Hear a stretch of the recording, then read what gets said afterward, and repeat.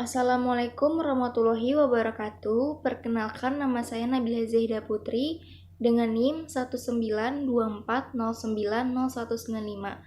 Pada kesempatan kali ini, saya akan mempresentasikan mengenai pola perilaku dan komunikasi manusia pasca berakhirnya pandemi COVID-19 ditinjau dari perspektif teori psikologi komunikasi.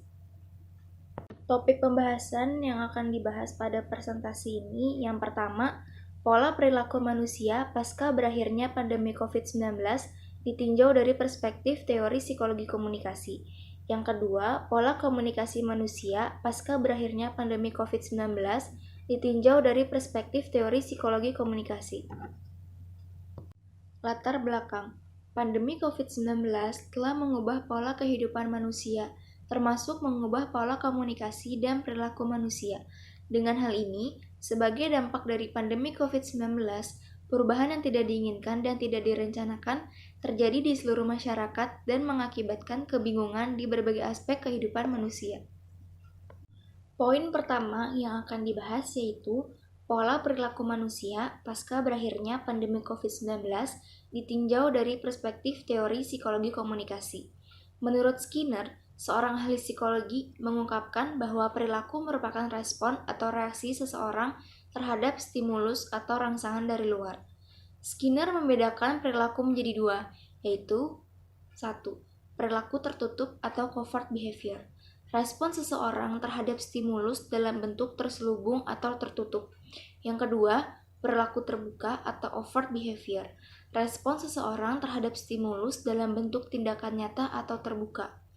Faktor situasional yang mempengaruhi perilaku manusia merupakan faktor-faktor yang berpusat pada kondisi eksternal atau faktor yang berasal dari lingkungan dan situasi yang dihadapi individu.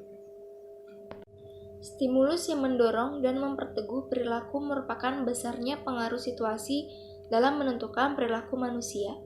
Manusia memberikan reaksi yang berbeda-beda terhadap situasi yang dihadapinya sesuai dengan karakteristik personal yang dimilikinya. Situasi pandemi COVID-19 memberikan pola perilaku baru terhadap perilaku manusia. Contohnya seperti menerapkan pola hidup yang sehat. Setelah pandemi virus corona atau COVID-19 berlalu, perilaku manusia akan berubah, sehingga menciptakan suatu kewajaran baru atau the new normal. Saat ini, orang-orang menyesuaikan diri dengan pola perilaku baru untuk waktu yang cukup lama. Meskipun pandemi COVID-19 dinyatakan telah berakhir, nyatanya sebagian masyarakat masih menerapkan protokol kesehatan, seperti memakai masker saat keluar rumah dan menjaga jarak. Penerapan protokol kesehatan yang masih berlangsung bagi sebagian orang dilakukan karena adanya kebiasaan dan kemauan yang telah dilakukan selama pandemi COVID-19. Kebiasaan dan kemauan merupakan komponen konatif dari faktor sosio-psikologis. Kebiasaan merupakan hasil pelaziman yang berlangsung pada waktu yang sama atau sebagai reaksi khas yang diulangi seseorang berkali-kali. Setiap orang mempunyai kebiasaan yang berbeda dalam menanggapi stimulus tertentu. Sedangkan kemauan erat kaitannya dengan tindakan. Bahkan ada yang mendefinisikan kemauan sebagai tindakan atau usaha seseorang untuk mencapai suatu tujuan. Poin kedua yang dibahas yaitu pola komunikasi manusia pasca berakhirnya pandemi COVID-19 ditinjau dari perspektif teori psikologi komunikasi.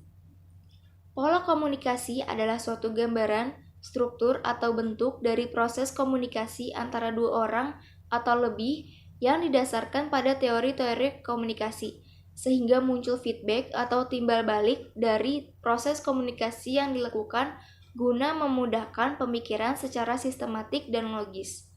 Menurut Effendi, secara umum pola komunikasi dibagi menjadi 4 jenis, yaitu sebagai berikut. Yang pertama, pola komunikasi primer. Yang kedua, pola komunikasi sekunder. Yang ketiga, pola komunikasi linear. Keempat, pola komunikasi sirkuler. Saat ini terjadi perubahan perilaku komunikasi. Masyarakat sudah beradaptasi dan nyaman di dalam pola komunikasi daring. Ketika perubahan komunikasi terjadi karena manusia perlu beradaptasi dengan situasi yang berkaitan dengan informasi yang diterima secara daring Dan memang kemampuan untuk beradaptasi teknologi ternyata tidak sama pada setiap orang.